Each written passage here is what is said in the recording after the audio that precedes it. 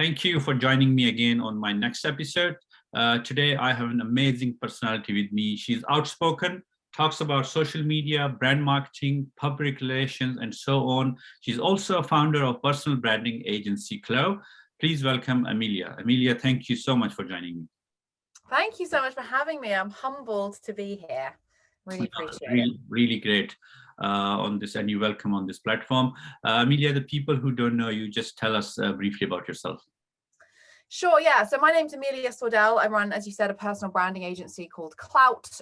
We build personal brands for people on and offline, typically CEOs, senior leadership, and we do that through social media, traditional and digital public relations, and just general thought leadership. And it's a lot of fun. I'm sure it is, yes. So I want to talk about Clout. Look, it started because I was looking at your profile and it started during the pandemic, right? And during this time, it grows very quickly. How did you come up with this idea and who inspires you? That's a really interesting question. And I get asked it a lot, like, how did you come up with a personal branding agency? Honestly, it was really organic. Like, I never set out to grow an agency. I started building my own personal brand long before the pandemic happened. And I started to get people asking me how I did it. And so instead of me answering those DMs individually, I started answering them with posts, right? So all of a sudden I become known as like the personal branding person on LinkedIn. And that sort of snowballed a little bit to a point where the company I was working for at the time started charging other companies for me to go in and train them on how to build their personal brand on LinkedIn. Yeah. Fast forward March 2020, pandemic hits. I'm sitting in the four walls of my home with my two children going crazy. I'm going crazy. You know, it's just a lot. And I kind of had one of those sort of, I guess, moments of clarity that a lot of us had. You know, a lot of people had a terrible time during COVID, and a lot of people had a lot of clarity during COVID. And I was one of those people where I just thought, I don't want to work for someone else anymore. I want to do this for myself. And so I quit my job on the Friday. I started Clout on the Thursday. I started Clout on the Monday. I had 2 clients by Thursday. And it just started off very, very slowly. I wanted to just get paid basically the same amount of money I was already getting paid at my previous job, but doing something I loved. And very quickly realized that actually I'd probably bitten off more than I could chew, and hired someone very quickly after starting the business because we were getting so much business that I couldn't actually deliver on everything. And then just kept hiring as we kept growing. Everything has been organic. I've never had any capital. I didn't put any of my capital into it. Everything we've had into the business has come from sales and revenue, no investment whatsoever. And I love talking about that because I think people feel like in order to start a business, they have to get capital, they have to get investment. And it's just not true. Like if you're starting a business, obviously you have products and tech and you have to build something that's a slightly different beast. But if you're building a business around your knowledge, like I'm such an advocate for bootstrapping. I think it's just a very powerful way to build a business. And it's a lot better, quicker way to make a profit as well. Yeah. So, personal branding is all about building trust with your clients, with your customers. What are the challenging you faced or you still facing, and what makes you different, you think, in the market with others? As an agency or as an individual? As an individual and then as an agency. As an agency, I think the thing that differentiates us is that we practice what we preach. There is a lot of people in this space calling themselves personal branding experts without a personal brand. And it's very difficult, in my opinion, to really know how to build someone's brand from the ground up if you haven't done that yourself. So we make such a big effort internally to train everyone. Everyone gets coaching from me on how to build their personal brands, so that they can learn how to become experts through osmosis, but also through doing. Because I think it's very easy for me to go, right, here's my methodology. You do that with your clients, but unless they've done it themselves, they might not know there's any other way than the way I've shown them. And there are many ways to build a personal brand. There's not just the Amelia Sordell way. So I think it's really important that they go out and build their brands themselves. I think also another thing that's really important to mention, what makes us different, is we're organic. We don't put paid behind anything. We don't have any ridiculous engagement pods, which so many people partake in to kind of boost their social media. Every single thing we do is about building a real authentic community around the clients that we work with. And I think that's really ultimately what sets us apart, on top of the fact that we're just really a cool bunch. Like, my team are really personal and they get to know their clients on such a friendly level, to a point where, you know, to go back to what you were saying about trust, like they trust us to build the trust for them. Like, they trust us to make them an authority in their space. And I think that in itself is gold when you're trying to build someone else's personal brand as an outsourced agency. If someone doesn't trust you, how on earth do you expect to be able to build their platform? Yeah. And I think you nailed it, that trust is very important. And as your business grows, your team grows. Okay, what did you see in a person when you hire them? Because it's such a short time. Your business grows, and you, of course, you need the team to support you. And when you're hiring someone, like, you can trust them because they're gonna be your face of your business. What qualities you look in your staff? It depends on the role, but like, our culture is very, very important to me. And it's also very important to the team. So everything that we do based on our values. That includes on hiring people, it includes working with clients. We measure everyone on our values. We also promote on our values, and we fire on our values too. So skills and performance as well. But the foremost, I feel like you can train skills, you can improve performance, you know, skill or will, but it's very hard to change someone's value. So our core values are win or learn. So, you know, if it didn't work, figure it out why. Don't fail at the same thing twice. But, you know, there is a lesson there, and we're not going to punish you for innovating it and not working. We also have done well is better than perfect, which means, like, you know, social media is so quick and fast. You can spend hours and hours focusing on one tiny thing. It's so much better just to get it out. And because if you spend hours perfecting it, it's never going to get out, and then you're never going to build the traction that you need to build. We've also got care deeply, challenge directly, which is all about feedback. And ultimately that is what our whole agency is built on. We're very efficient in communicating with one another. We're very direct. There's no bullshit, you know, oh, would you mind just it's like, it's very like, I need this, can you help me, can I help you with this? Like, there's no kind of worries about office politics. It's a really open and honest culture. Mission over ego as well. So that kind of goes back to what I was saying about everyone helps each other out. We're such a small team, and if you see a problem, you have to fix it or flag it, because otherwise, like, that's on you. If you see an issue and it doesn't get fixed or flagged, like, that's now your problem, even if you weren't the person causing the problem in the first place. And the one we've just added is champions do extra. And I'm obsessed with this value because I think we live, breathe, die by it. Like, no one claps for that last mile that someone runs above a marathon, right? Everyone claps for the person that's completed the marathon. No one claps for the person that does the extra mile. We do the extra mile for all of our clients. And I think actually that's what makes us the best at what we do, is we always go above and beyond. So to go back to your question, that's how we hire, which makes it very, very difficult, because if it was just about, you know, skills and budget, it would be so easy to hire people, because there's 1,000,001 people that could fit the skills I'm looking for and the budget in which I have to hire them. But to find people who fit the skills, budget, and culture and values is why hiring is so difficult. Which is why when I hear companies go, oh, hiring's so hard right now, or there's a war on talent, I just think bullshit. It's always going to be difficult to hire. If you've got a great culture, it's always going to be difficult to hire. Absolutely. People leave the jobs and join the jobs because of the culture. I believe in that 100%. Super important. Okay, Amelia, my next question. I ask this everyone who joins me on this platform. When would you say you took the first step which changed your life?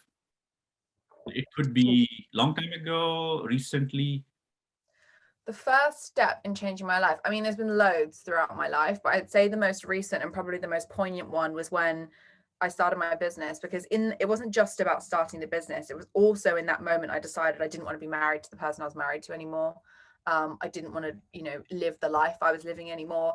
And it wasn't just, you know, I quit my job and started a business. I quit my life and started a new one. Like, and I can't probably communicate effectively enough how that felt, to just kind of wash away everything that I had not enjoyed and resented and probably was a bit victimized by in my previous life, and just start this whole new one. And it's just the most like, I inspire myself having done it. That sounds really arrogant, but I look back on me 2 years ago and I'm like, go girl, like, well done. Because I do that in a heartbeat now, but the person back then was very unconfident and lacking real sort of self-value in what I was doing. And to take, you know, have the balls to completely change my life at a time when the world was spinning and out of control and no one knew what was going to happen, that was a really, really big moment for me, and one I will probably never forget. Okay, yeah, no, great. You took that step and it works for you. And my next question, okay, you have over 100K followers, right? And they grew very quickly. And they're all following. Do you follow someone in terms of your mentor? In terms of like a personal mentor or social media, like what, in what context? Personal mentor in your business who can help you and you're inspired by them? Not really. I've had mentors along the way and there's people I look up to, but I don't have anyone that I could like, well, actually that's not true. I have one person that I called Kate, who's just amazing. She's a very good friend. She's a client. And every time we have something that's a bit mental that I haven't dealt with before, like she's always a good sounding board, but I don't have like a person that I speak to on a regular basis or a mentor in the traditional sense. I've just basically just done it all by myself, figured it out, worked out what doesn't work, worked out what does work. And actually you can learn like all these, and I'm not just being disrespectful to anyone going through an MBA program whatsoever, but running a startup is like getting a real-time MBA. Like you have to just learn. Like there's no other alternative. If you want it to succeed, you just have to figure it out. And the person that started Clout, 2 years ago, to the person sitting here talking to you today is so different. Like I'm so much wiser, I'm so much more empathetic, I'm so much more pragmatic, practical, less emotional. When you first start a business, it's your baby, right? So every single rejection thing that happens, you take so personally because you put your entire heart and soul into this thing. Whereas now I have, as much as it's still my baby, and I am such a workaholic, like I love work so much that I find it very difficult to switch off because I enjoy it so much. So I really have to like take a step back and be like, Amelia, stop, you're going to burn out, just relax, take the pedal off the gas. But now I'm so much less emotional about it. Like if we have stuff go wrong, I'm like, okay, let's fix it, but like let's not cry about it too much because shit happens all the time and problems will always exist. So you have to kind of learn to love solving them. So yeah, I don't know if that answers your question or not. Yeah, absolutely. So as a business owner, your working day, if you compare 2 years ago when you started and now, how it looks like, is it changed? You working long hours? Your Night and day difference. It's so different. So when I first started, and this is what irritates me about social media, right? You see all these people in positions, CEO, entrepreneur, whatever freak they want to call themselves, going, you must have balance, guys. Don't burn out. Like you have to really, and they're able to say that because they're in the same position as I, which is we've put the hard yards in already. So we can say find balance. We can afford to say that, right? Because we have whole teams around us. When you first start a business, you have to put in an extraordinary amount of effort to make it succeed.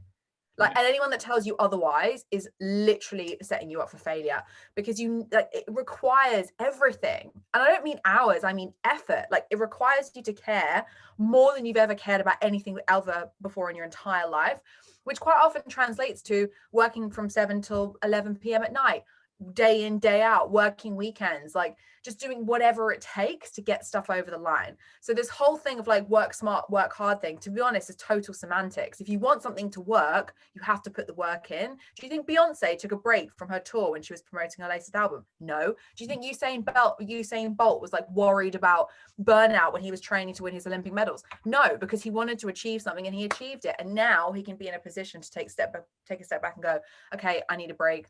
I can relax now because he's achieved the thing that he needs to achieve. I hate this narrative that we have at the minute on social media of people telling each other that it's like, you can be really successful with the bare minimum effort. If you want to put the bare minimum effort in, that's fine. That's like, who am I to tell you to do anything otherwise? Like, don't listen to me. However, you need to acknowledge that you're not going to achieve what you want to achieve. Yes, very true. Okay, what message or advice you would give to someone who wants to do something different, or like yourself, they want to establish their own business, entrepreneurship, etc., but they're reluctant to take that first step. And there's always some things stopping us. What message you give them? Well, the first and foremost is it's not always something stopping us. So the thing that stops all of us is one thing, and that's fear of failure. Every single one of us doesn't do what we want to do because we're worried that we're going to fuck it up. And that's the reality of it. Whether it's, asking someone out on a date and feeling like they might reject you, or starting a new business and it's not working, quitting your job and not being able to provide for your family, like failure. It all comes back to a fear of failure. But here's the thing. And look, there's obviously got to be some kind of safety net around this. Like I didn't have a safety net and I don't advocate anyone does that, but I'm just one of those people that if I make a decision, I go for it and there is no plan B.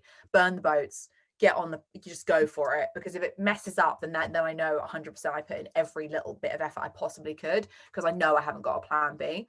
But I do think we need to come back to the sort of idea of failure isn't the opposite of success, it's part of it. You have to fall on your ass a few times in order to win. That's just how life works. It's like when you first start learning to walk as a baby, right? Do you think you just got up and walked? No, you're like, of course, you fell on your butt loads and you probably hurt yourself and you probably cried, but you kept going. I haven't met a single adult, able-bodied adult in the world that can't walk because they just decided they just didn't want to walk because it was too much of a stress and they were failing too much. No, they got up and walked, and we're all walking around, right? So I think it's really important that we acknowledge that the thing that's stopping us is fear. And then in a secondary thing to sort of promote you and motivate you to kind of get over that fear is you're going to die one day. And on that deathbed, you're going to look back, and this is a thing that we all know. Everyone who is on their deathbed looks back on their life and goes, I wish I'd done more. I wish I had done more. So if your fear of failure is limiting your life potential, you can't come back from regret at 90 years old, but you can come back from that failed business. You can come back from that job not working out. You can come back from asking that person out on a date and them saying no. You cannot come back from being on your deathbed and thinking, shit, I wish I'd done more with my life. You get one shot. Death should be motivating, not depressing. Yeah, great message. Yeah, fear of failure. Overcome the fear of failure. That's the message. Great. Amelia, thank you so much joining me. I know you're very busy. I will put a link on bio below for my audience to go check out your profile on the Instagram. And once again, thank you so much. Really appreciated your time. Thank you so much for having me. Thank you.